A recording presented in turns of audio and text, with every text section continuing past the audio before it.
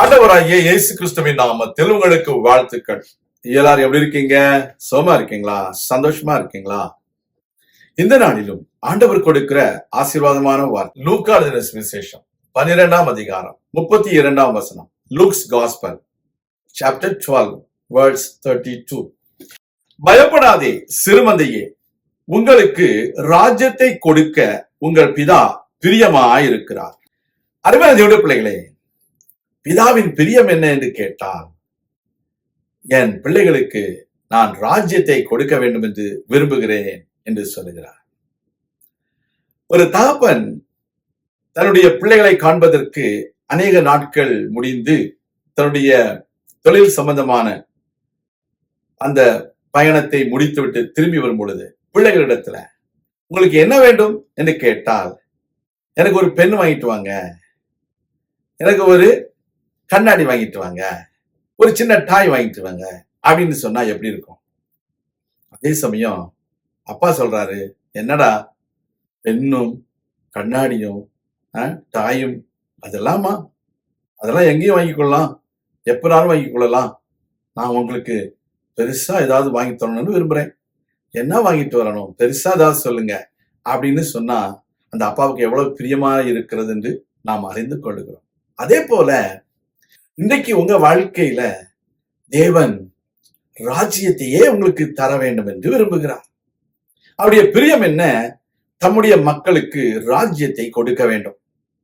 அவர்கள் சிறு மந்தையாக இருக்கிறார்கள், சிறு கூட்டமாக இருக்கிறார்கள், ஒரு சிறிய குடும்பமாக இருக்கிறார்கள், அல்லது சிறுமைப்படுத்தப்பட்ட சூழ்நிலையில் இருக்கிறார்கள், ஏழ்மை நிலைமையில் இருக்கிறார்கள்.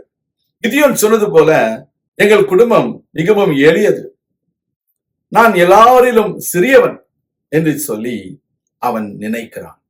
ஆனால் கர்த்தர் அவனை கொண்டு பெரிய காரியங்களை செய்கிறார். அந்த இஸ்ரவேல் ஜனங்கள் முழுவதையும் மீதியானியர் கையிலிருந்து விடுதலையாக்கும்படிக்கு அந்த இஸ்ரவேல் ஜனங்களையும் கிதியோனுக்கு நியாயம் விசாரிக்கும்படி கொடுக்கிறார். அதோடு மாத்திரமல்ல, அவர்களுக்கு எதிராக வந்த அந்த 1,35,000 மீதியானியர் கூட்டத்தையும் கிதியோன் முறியடிக்க கர்த்தர் அவனுக்கு பலனை கொடுத்தார், அவனுக்கு உதவி செய்தார். இன்றைக்கு உங்களை பார்க்கும் பொழுது நீங்க எந்த சூழ்நிலையில சிறுமைப்பட்டவர்களா இருக்கீங்களோ தெரியாது, கர்த்தர் உங்களை ஆசீர்வதிக்க வேண்டும் என்று விரும்புகிறார். The Lord God wants to bless you. You may say, I am the smallest in my clan, but the Lord God says He wants to give you a big territory. When Esther was an orphan, she did not have her parents. She was taken care by Mordecai.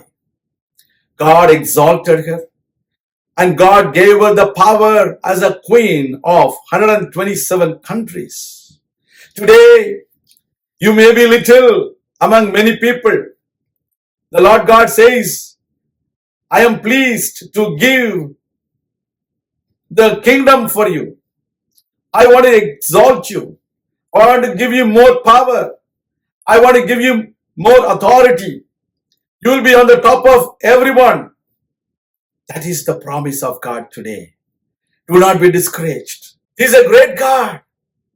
He wants to do great things to you. You need to believe and trust in Him. You need to believe in His promises. You need to believe that He is able to give you the kingdom. He will give you more people, more generations, and He will give you more power. நாம் ஜெபிப்போம். எங்கள் அன்பின் ஆண்டவரே, சிறுமந்தையே பயப்படாதே, பிதாவானவர் உனக்கு ராஜ்யத்தை கொடுப்பதிலே பிரியமாயிருக்கிறார் என்று சொன்னீர்.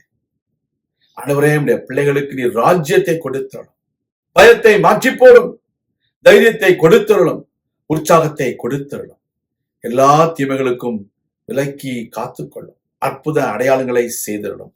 இயேசு கிறிஸ்துவின் நாமத்தில் ஜெபிக்கிறோம் நல்ல பிதாவே, ஆமேன். கர்த்தர் தாமே உங்களை ஆசீர்வதிப்பாராக. ஆமேன்.